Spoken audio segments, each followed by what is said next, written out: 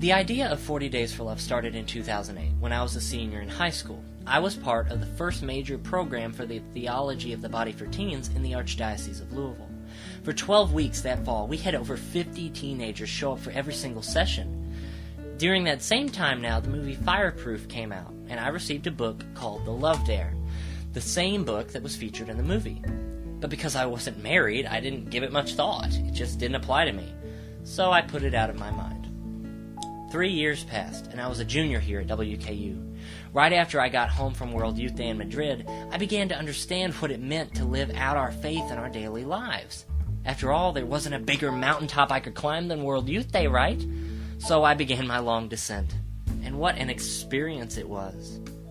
At the time, I had just joined the Angelic Warfare Confraternity, an official group of prayer warriors dedicated to courageously living out the daily lifestyle of chastity. It's everything I ever wanted to do in my own relationship. I just never understood how.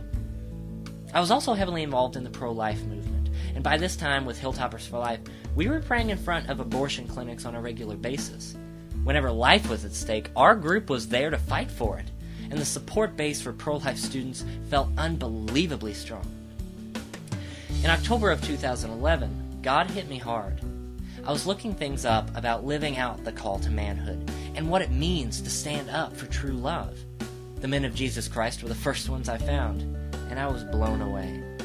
Because of their intense work against pornography and the accountability I saw in their brotherhood, I started to see things more clearly. When their efforts led to the actual closing of an adult bookstore, everything suddenly clicked. St. Thomas Aquinas was a champion for chastity. His life inspired the creation of the Angelic Warfare Confraternity. And when the idea of 40 Days for Love hit me, I was sitting on a couch at the St. Thomas Aquinas Catholic Campus Center. It was unbelievable. If all our work for the pro-life movement was so devoted to prayerful action and strong accountability, especially during the 40th year of legal abortion in America, shouldn't our attitude toward love be the same? On Valentine's Day of 2011, Father Mike Williams and Mary Redding of the same Catholic Campus Center made a bold decision, and it has changed all of our lives forever. We began having men's and women's groups to talk about the deepest questions and experiences we have in life. And we didn't just launch into the deep stuff right away. We took the time to establish relationships with each other. And since then, this place has absolutely flourished. So with the strength I saw in pro-life activism and the amazing results of 40 Days for Life, coupled with the love and accountability I felt at St. Thomas Aquinas, 40 Days for Love only made sense. But then I had to take a step back. I couldn't let my excitement get the best of me. So I ran up to the chapel and fell before the Eucharist to make sure this wasn't some crazy idea of mine. And soon enough, the tagline for Theology of the Body for Teens came to mind. God's plan for love and life. I couldn't deny it anymore. It wasn't about the mountaintop experience of World Youth Day or Ignite Your Torch or NCYC or Tech. It was about living out that loving encounter with Christ every single day.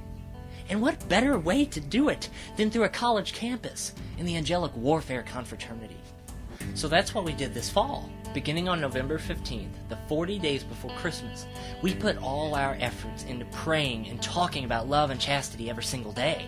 We sent out daily devotionals via email and Facebook, just like 40 Days for Life.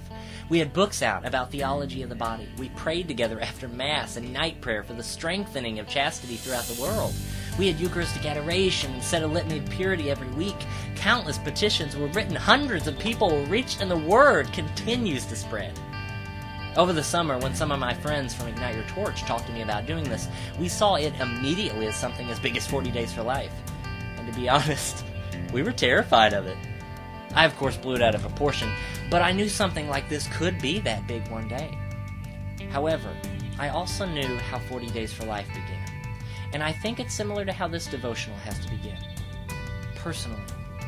You see, I experienced my own 40 Days for Love back in February of 2012.